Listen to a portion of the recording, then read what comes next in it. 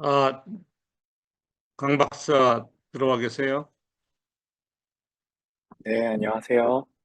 네, 네, 오랜만입니다. 네, Sorry that I'm 오랜만에 뵙겠습니다. I'm actually logging in from Hong Kong. So let's get started. I'm sorry that I'm a little bit late because I came to Hong Kong for conference. Uh, Today we have Dr. Ik-sung Kang. From UC Berkeley. Is doing research on machine learning and also neuroscience and also some physics.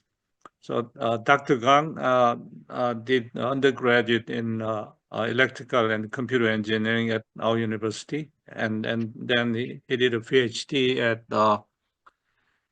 uh, MIT in the EECS, and then he moved to UC Berkeley for his postdoctoral research, and he is currently looking for faculty positions. So it's yours, Dr. Gang. Thank you Yep, for your time despite your busy schedule. yep. Thank you for invitation. Okay. So good morning, everyone. My name is Ik-sung Kang, and I am a postdoctoral researcher at UC Berkeley. And I'm currently working at the intersection of physics, neuroscience, and computational imaging using machine learning. And today I want to share with you all a perspective that has been guiding much of my recent work, which is how can we reimagine adaptive optical microscopy by integrating machine learning as a central component. So I will first work through the problem step by step, why image quality matters, how biological tissues distort light, and what adaptive optics can and cannot currently do. And then I'll introduce two machine learning approaches that I developed it for adaptive optical microscopy, which are COCOA and NEAT. And with these approaches, I aim to make AO more accessible, generalizable, and intelligent. So I hope this talk can connect two seemingly disconnected domains, microscopy and machine learning. So let's begin with the big picture. Why do we care about optical microscopy in the first place? So in fact, optical microscopy is one of the very few tools that allows us to look inside living biological systems non-invasively at subcellular resolution. So since we can image biological organs in high detail, we can get more important insights about the underlying mechanisms of the brain, for example, that involve neuronal interactions or synaptic connections, for example. And also, we can see how an organ behaves in vivo. So for instance, we can see neurovascular dynamics in the mouse brain in this case. You can watch blood vessels dilate or constrict. And we can also capture synaptic activity in the brain, which is the very basis of neuronal communication. And another example is mitochondrial dynamics inside a single cell, which is impossible to track without high resolution live imaging.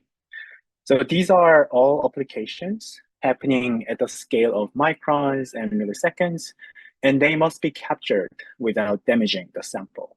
So for these applications, optical microscopy can be very useful. However, here is the important problem. Even with the best microscopes, if the image quality is not high enough, we can lose the ability to interpret what we are seeing from the images. So there are three key pillars of image quality. First is resolution, to determine whether we are resolving the structures clearly. And second is the contrast, to tell if we can distinguish signal from background. And third is the SNR, to see whether the features are buried in noise or reliably visible. So each of these examples shows what happens when image quality drops.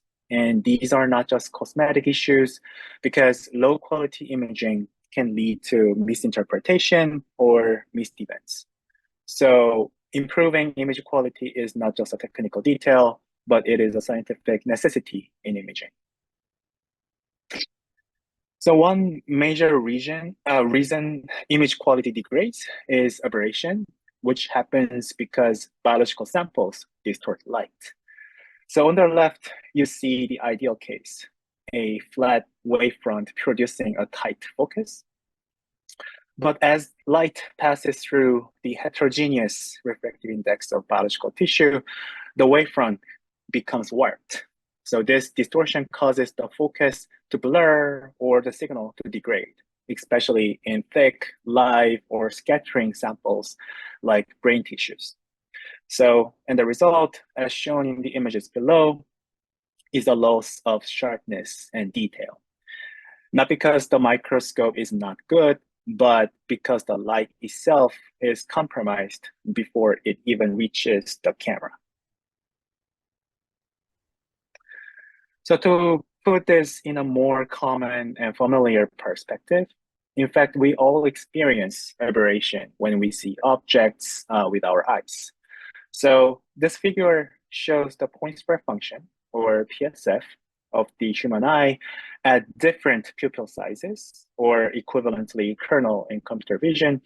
So in a typical eye, for instance, the myopic or farsighted eyes, a small pupil keeps the PSF tight and localized, as seen in the figure.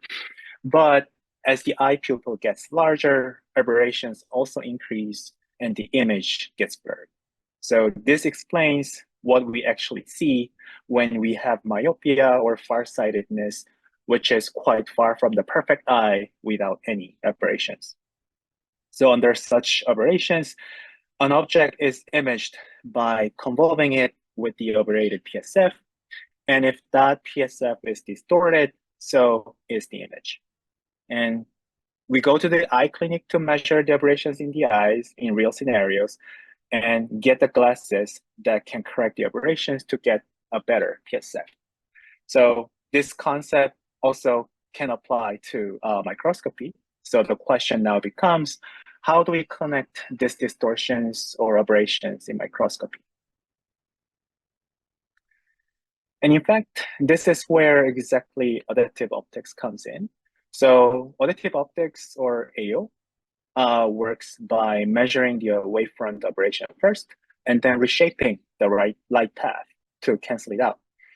So there are two key steps. First is aberration measurement, which is often done with a wavefront sensor. And second is aberration correction, which uses a corrective device to compensate for the aberration. So as a result, as shown on the right, AO can make large difference in image quality. So AO recovers structural information of dendrites and spines in the brain in this example that were not easily visible without aberration correction.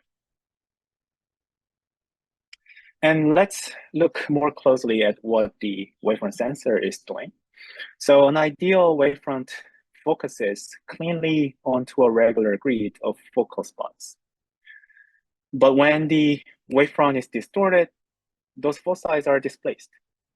So the sensor measures these displacements, and that information is then sent to the corrective device, which physically reshapes the wavefront to restore the image quality. Historically, additive optics was originally invented for astronomical imaging. So in astronomy, AO was adopted in the telescopes to correct for atmospheric turbulence, to capture high-resolution images of galactic centers in this, as shown in this figure, black holes, and nebula. And the James Webb Space Telescope that you might be familiar with also uses a similar technique to get higher quality astronomical images. And then this AO was adopted for microscopy where the biological tissue works like the atmosphere in this case. But there is a key difference. In astronomy, you often have a bright guide star, a fixed reference point. However, in microscopy, biological samples are more dynamic, dimmer, and more irregular, which makes AO much harder to apply. And despite these challenges, traditional AO has proven its value. In mouse brain imaging, for example, AO has enabled us to see deep into the brain at subcellular resolution so far. So you can see the improvements here. For example, in the mouse brain, we can recover synaptic resolution. And in the mouse retina, we can trace fine neuronal processes. However, despite these meaningful advancements, these traditional AO systems have some key limitations. First, they require expensive and complex hardware to run, like wavefront sensors and corrective device. So it largely increases the system cost and complexity for build-up by general users. And second, they are sensitive to sample motion, like due to heartbeats or spontaneous movements of the mouse, for example, which affects the AO correction performance. And third, they are difficult to be integrated into general or, for example, commercial microscopy systems that most of the general users are relying on, which limits accessibility and wider adoption across domains. So these limitations set the stage for what I really want to solve and achieve. That is AO solutions that are simple, robust, and generalizable. So for these purposes, machine learning can be a great candidate for the design of better AO. So instead of measuring wavefronts explicitly with the hardware, by using machine learning, we could learn the aberrations directly from image data, and neural networks could be trained to estimate aberrations, correct them, and recover the ideal resolution images, which makes AO completely sensorless. However, early machine learning-based approaches typically relying on supervised learning. So despite their useful applications in biological imaging, they require large, diverse data sets for training, whether they are based on simulations or experiments. And they often fail to generalize beyond what they were trained on. So to solve this, I used a self-supervised machine learning framework that has been informed with physics instead. So now, instead of learning from large amount of data, my approach allows me to optimize a model directly on the raw image stack without needing a training data set. And this is possible by integrating imaging physics as a mathematical forward model explaining the image formation process of the microscopy system with aberrations, and neural network priors to represent the complex biological structures. In fact, informing physics into machine learning can be more advantageous since it enables system control and provides robustness to the algorithm. So image formation process can be simply formulated as G equals to H of F, where G is a measurement, H the forward operator, and F the sample. And what we are interested in is the inverse operation to estimate useful information, such as aberration from the image. So without informing physics in this solution space, in the ideal case, solving an inverse problem is really a trivial problem. It is easy to find the optimal solution. But in real cases, the input can be affected with noise, aberration, or all kinds of non-idealities. And this makes the inverse problem less effective. So the solutions can largely deviate from the optimal solution.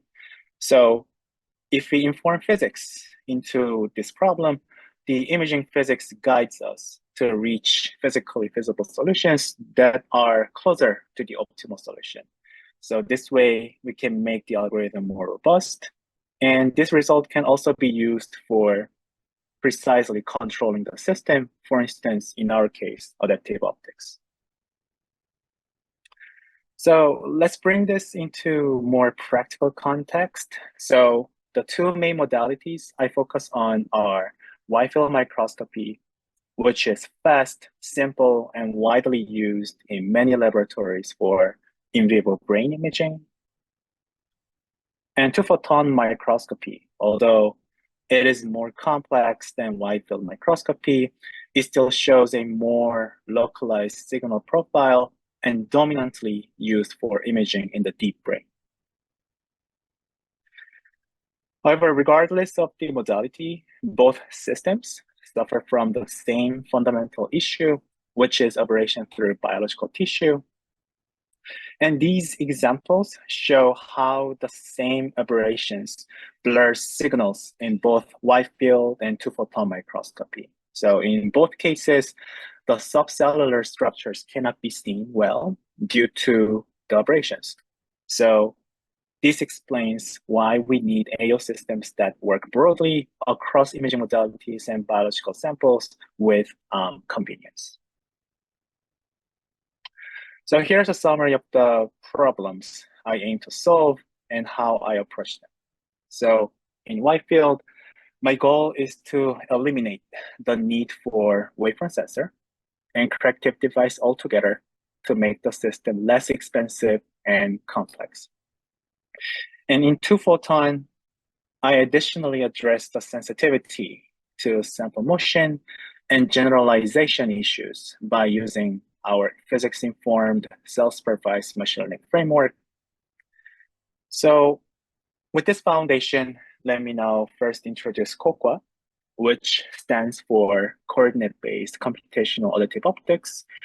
And this method is designed specifically for wide-field microscopy, which typically lacks the optical sectioning, but offers speed and simplicity. So the core idea is to jointly estimate two outputs, the structural and aberration information from a single input image stack without external supervision that explains how the image was formed. So the objective here is to determine the 3D structure and the point spread function, or PSF, that generates an estimated stack that resembles the input image stack as closely as possible. So for the 3D structure of the mouse brain neurons, I used a neural network called a coordinate-based neural representation, which is essentially an MLP, or multi-layer perceptron with the Fourier encoding. And I constrained the PSF using imaging physics, specifically a parametric aberration model to explain the wide field microscopy with aberrations. And the estimated image stack is computed as the convolution of the 3D structure and the PSF, which is then compared to the input image stack. So the loss function between the two is minimized to update both the neural network weights and the estimated aberrations. So in a sense, COQUA turns aberration correction into an inverse problem, which we are asking what structure and PSF best explain this experimentally observed image stack. So of course, the first question is, how do we know if this works? So we validated COQUA with a traditional AO method called direct wavefront sensing AO, which is not a totally random thing. This is the traditional AO method that involves both wavefront sensor and corrective device that I previously mentioned. And since it directly measures the aberration using the sensor, it serves as a gold standard for aberration estimation. So we compared results from DWS-AO and COQUA, and both methods recover nearly identical image quality and aberration maps. And even though COQUA does not use a wavefront sensor, this tells us that COQUA can accurately recover aberrations from images alone. And to go beyond visual comparisons, we looked at 3 image metrics: Hart spectral density, image contrast, and residual RMS aberration. So COQUA performs similarly to DWS, both recovering special frequencies close to the theoretical diffraction limit, which is displayed as the white dashed circle, and both improving image contrast and both reducing residual aberration to the theoretical limit. And this confirms that COQUA works similarly to the DWS in a quantitative manner. Now, estimating the aberration is one thing, but what we also care about is the structure, the second output of COQUA. So here, we compared COQUA with conventional blind and non-blinding convolution methods based on Richardson-Lucy algorithm. And we used a color depth-coded rendering of dendritic processes to show the 3D distribution of the structure. And here, we can see that COQUA produces sharper and more continuous structures, especially along dendrites and spines in the bow spring, and also preserves relative depth information better than the traditional methods. And after this performance validation, next we wanted to characterize the performance limit of COQUA, which will provide a useful guidance on practical imaging scenarios for general users. So in order to characterize the limit, I first varied the illumination intensity to get different images from a range of different signal-to-noise ratio conditions to answer the question, how low of an SNR can COQUA handle? So as you can see, at low SNR, the signal gets buried in noise, and COQUA begins to break down in the low SNR cases. And as you can see here, around an SNR of 3 or 4, the network can no longer accurately reconstruct fine structure. So to quantify this performance limit, we analyzed the experimental results first on brain slices and computed metrics like Pearson correlation coefficient between the structures from ideal and aberrated images and wavefront error. And in this data set, we analyzed that the cutoff SNR is around 4, which is around 20 photons per pixel, assuming pure Poissonian statistics. And I was able to get a similar result with fluorescent beads, where SNR cutoff was also around 4. So this is the practical threshold that determines where COQUA's estimations become no longer accurate. We also varied the severity of aberration by applying artificial aberrations on the system and asked how large of an aberration can COQUA handle.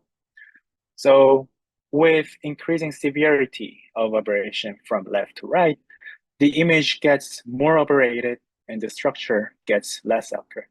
So we can see that COQUA performs well up to about 0.2 waves RMS, and beyond this point, the reconstructions start to degrade. And here's again a more detailed look at the performance limit. For brain tissue, we see performance cutoff around 0.19 waves RMS based on the same image metrics like Pearson correlation coefficient, which corresponds to a signal to background ratio, or SPR, of about 1.10. And similar results holds on fluorescent beads as well. So in other words, COQUA works reliably as long as the signal is about 10% brighter than the background. So if the signal is less than 10% brighter than the background, COQUA cannot use for this imaging condition. So far, we have carefully characterized COCOA's performance for practical imaging settings. So based on this understanding, now I want to know how it works in live mouse brain imaging. So here's a L1GFP mouse imaged in vivo under 3 conditions: no AO, DWS AO, and COCOA. And COCOA can reveal structural details and aberration maps comparable to the traditional DWS AO method. And this again confirms that COCOA can be a good alternative to DWS AO, despite the fact that COCOA works without a wavefront sensor. And let's also take a look at the structural estimation of COCOA. So compared to the traditional blind and non-blind deconvolution methods, COCOA better resolves fine synaptic features, especially small photons and branches, and suppresses noise more effectively. So this demonstrates that COCOA is not only a tool for AO estimation, but it is also a way to enable higher fidelity structural recovery directly from noisy and aberrated data. So let me close the COCOA section by revisiting the challenges that I laid out earlier. So COCOA directly addresses the first barrier, expensive and complex hardware, by enabling sensorless AO. So you don't need a wavefront sensor, and in many cases, you don't even need a corrective device if you are just trying to recover structural information computationally. And for wide field imaging, this makes AO more accessible. Since the system is already simple and stable, COCOA can be directly adopted into existing microscopes as a software module without changing the hardware. However, for two-photon microscopy systems, the situation is a bit more dynamic. So this brings us to the next part of the talk, how I extended this framework to work in deep in vivo imaging, where sample motion becomes a real challenge. So let me introduce NEAT, which stands for Neural Fields for Adaptive Optical Two-Photon Fluorescent Microscopy. And NEAT is a machine learning framework that addresses 2 key challenges in two-photon microscopy. First, sample motion, which can severely degrade imaging quality in vivo imaging. And second, system alignment and conjugation errors that limit the deployment of AO in commercial systems or general imaging systems. So in this image, NEAT actually takes a 3D image stack as input, similar to COCOA, and it estimates the underlying sample structure and aberration parameters solely based on the image stack. So, and different from COCOA, it includes 2 additional modules, which is motion correction and the conjugation correction modules. And these allow NEAT to handle motion artifacts and misalignment between the corrective device and the optical pad, which I will cover more in detail in the next slides. So the output of NEAT are first, the estimated aberration, and second, the recovered 3D structure, just as COCOA. And this method is designed to make AO more accessible and robust in practice for two-photon microscopy, even under the challenging imaging conditions often found in deep brain imaging in vivo. So in NEAT, the modules for motion correction, conjugation correction, and neural field-based structural estimation are tightly integrated into an optimization pipeline. So the core idea is to use a neural field representation to model the 3D structure of the sample. So we represent the object as a continuous function that maps spatial coordinates to fluorescent intensity. And this function is what we learn. So each voxel is a function of its X, Y, and Z positions. And using the estimated aberration parameters, NEAT simulates the imaging process by forming a blurred image using an aberrated SPSF.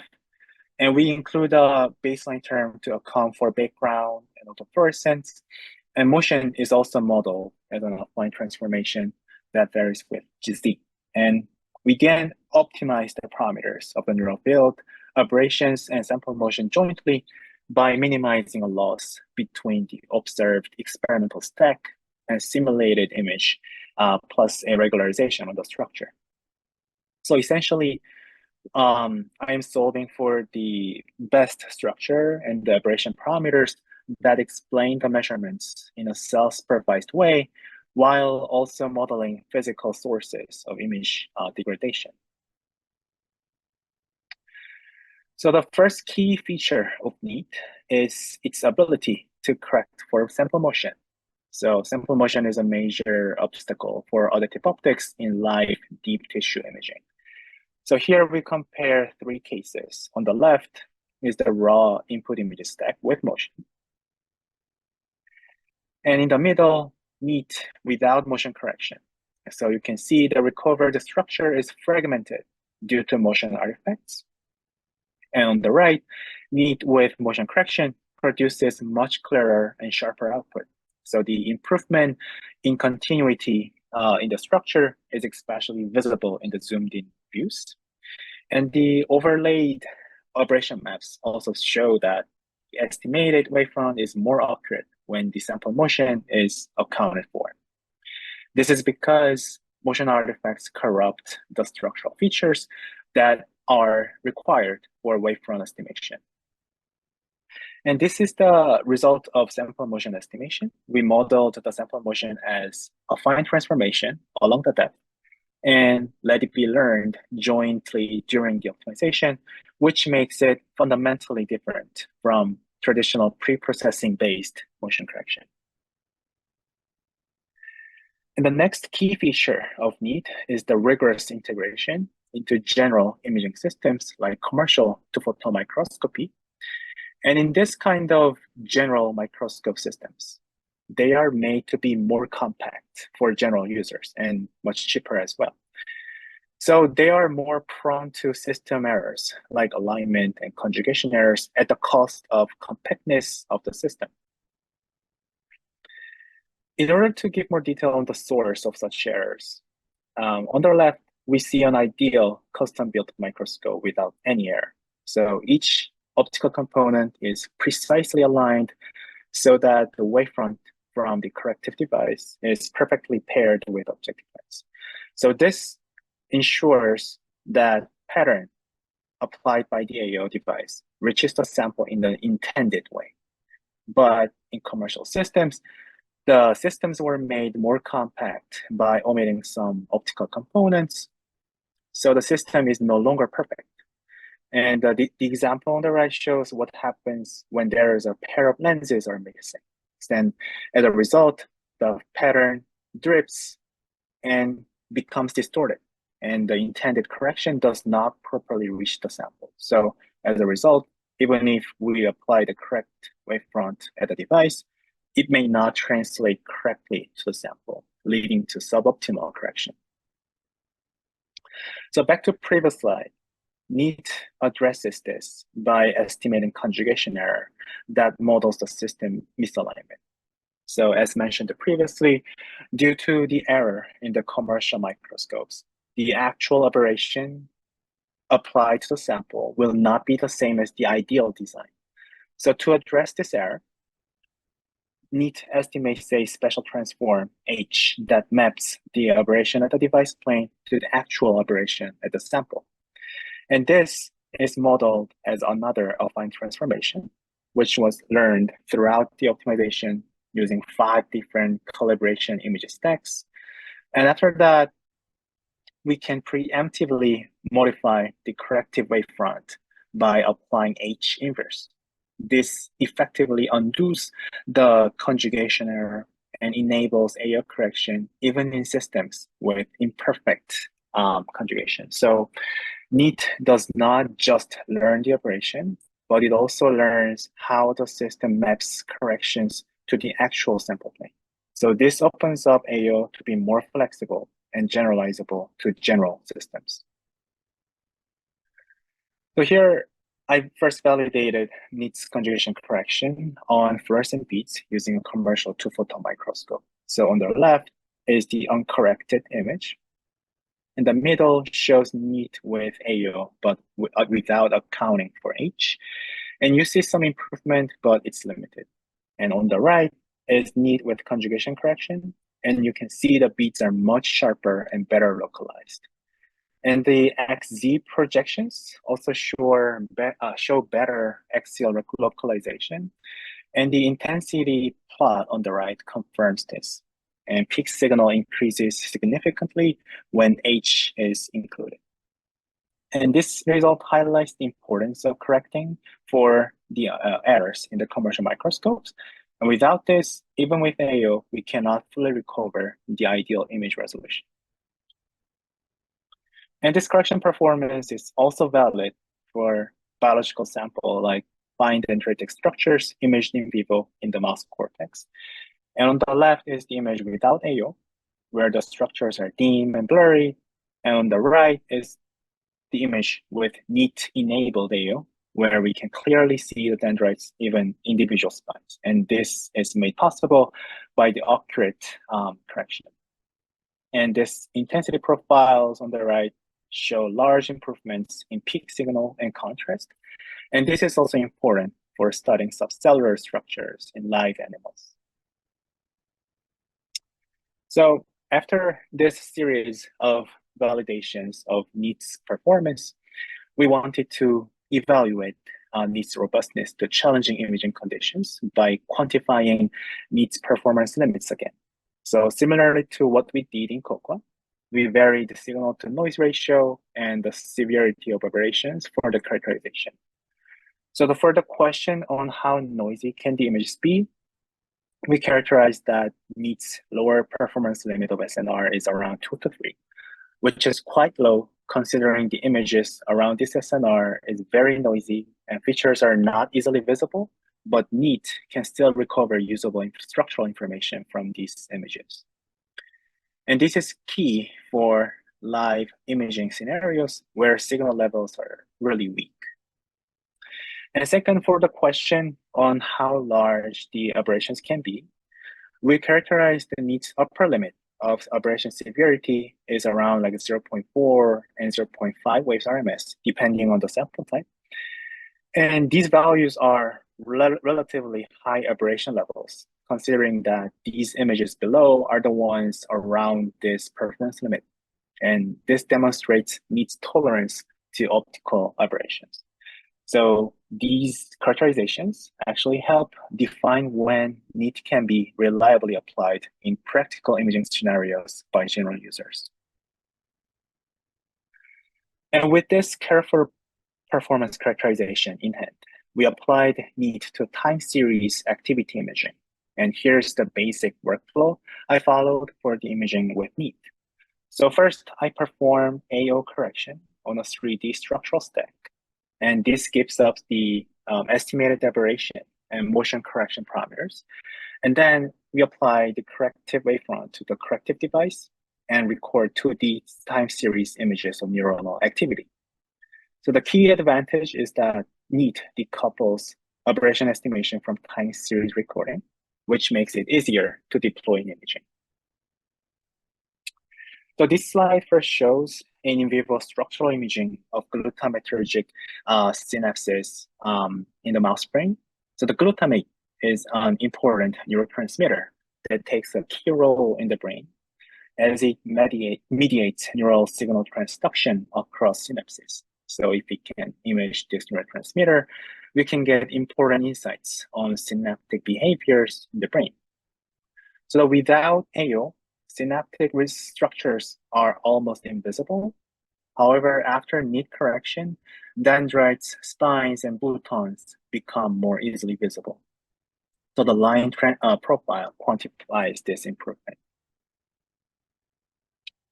And after the AO correction, based on the structural imaging, we then performed functional imaging to monitor glutamate release in vivo using a commercial 2-photon microscope.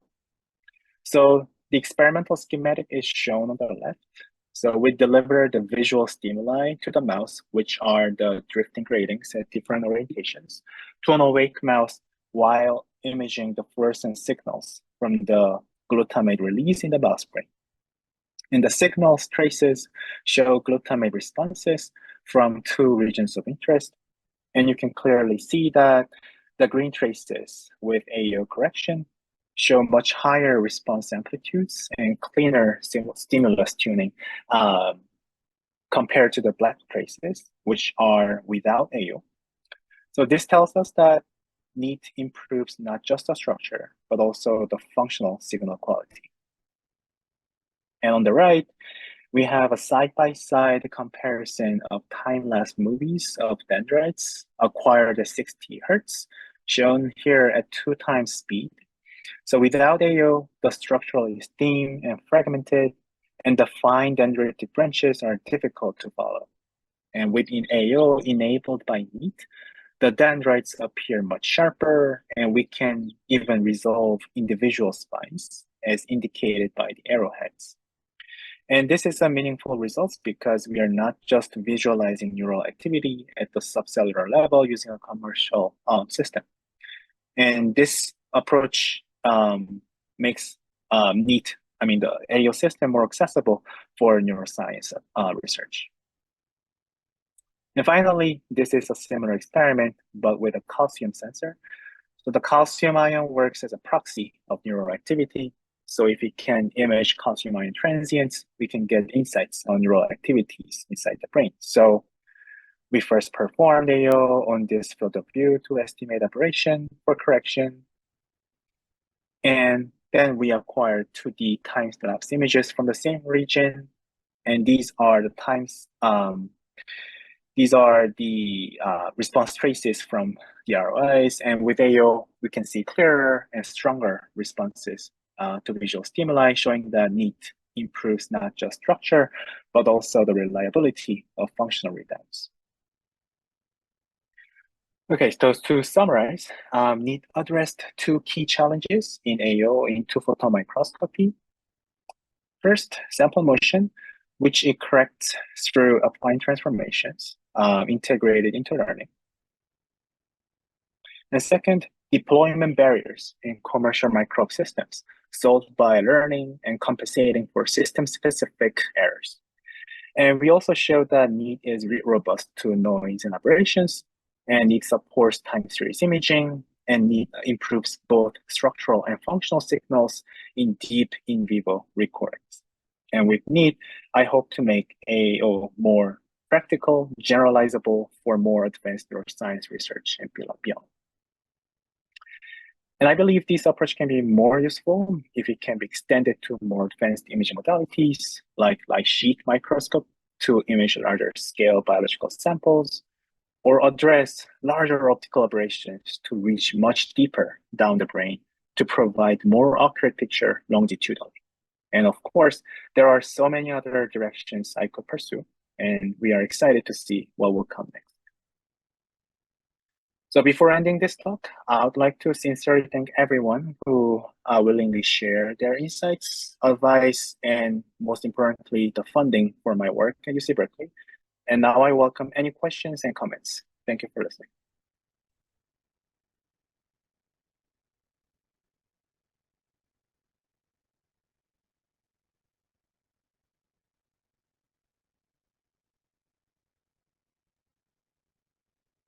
Okay, thank you, Dr. Gang. So any questions? Looks like this is more like, a very professional talk, maybe aimed at, the domain experts. What was, what was the usual audience that when you give this kind of talk? Someone like who are in intersection of like biology, data science, and like imaging. Yeah.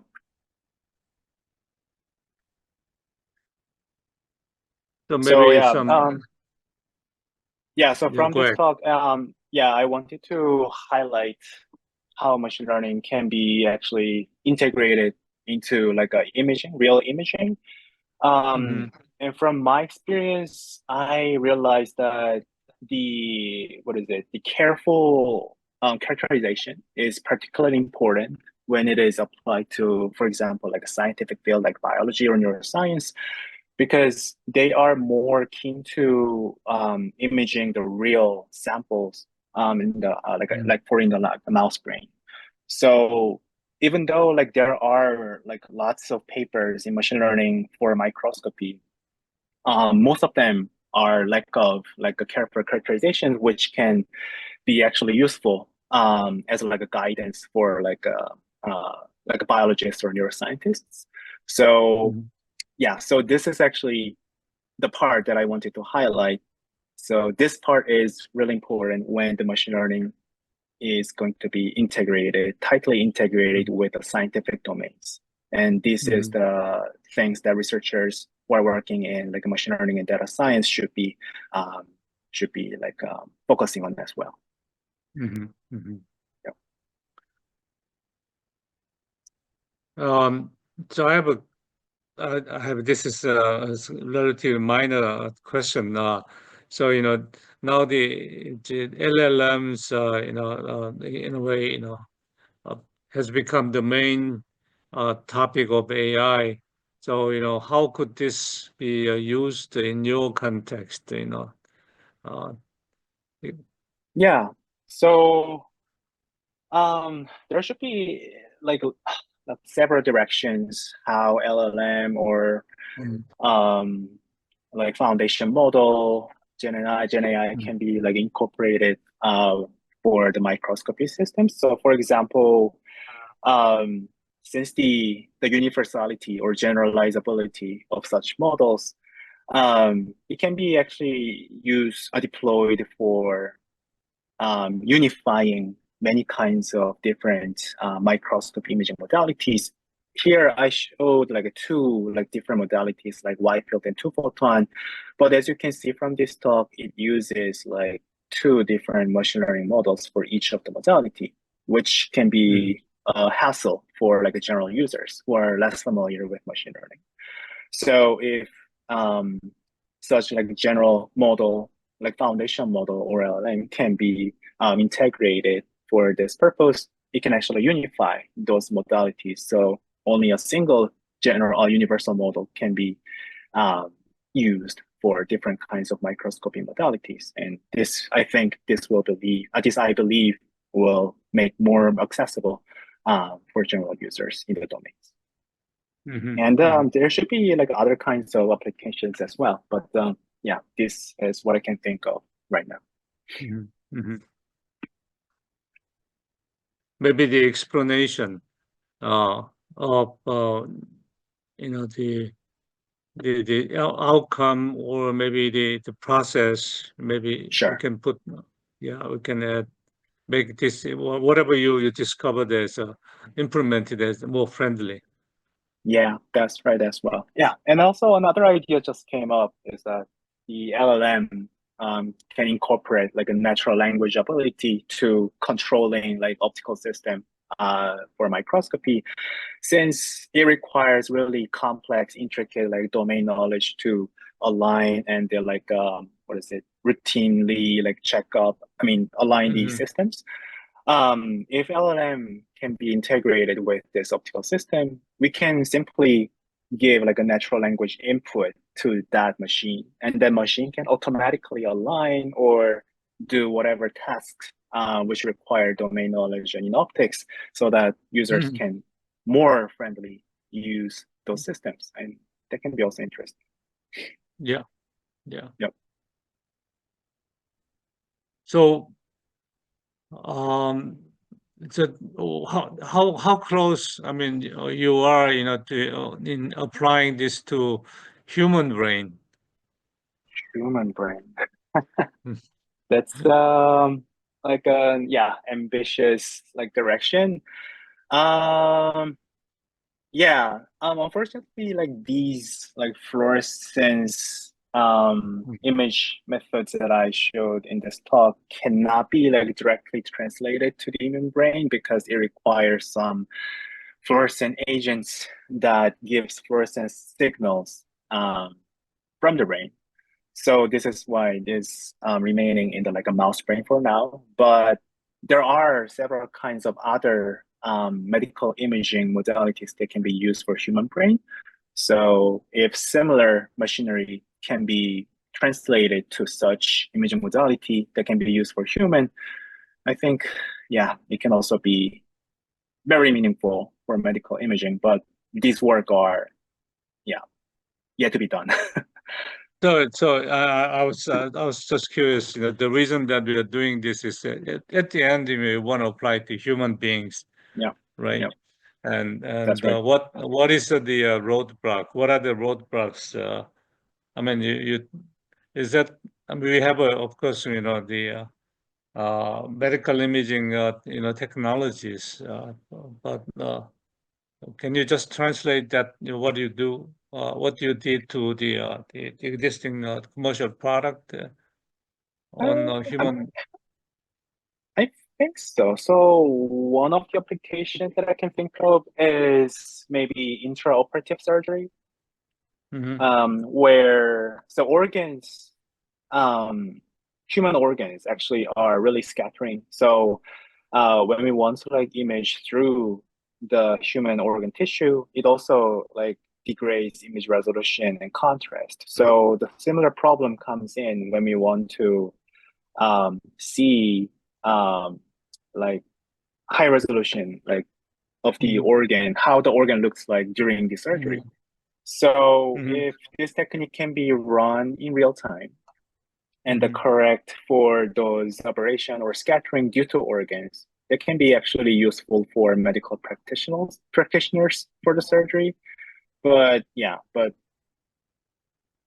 we may need to think about more, but this can be a feasible direction as well. Yeah, that can be also really interesting to pursue. So, any other questions? On protein theory, we don't have a really in the audience, among the audience, we don't have the expert on this topic, so we cannot give you feedback. Yeah, no worries. Yeah, I'm just like happy to like share this research with you all. Okay. So yeah, that should be it. Yeah. So you just showed that this is how you pitch to for faculty jobs or for whatever professional jobs. Yeah.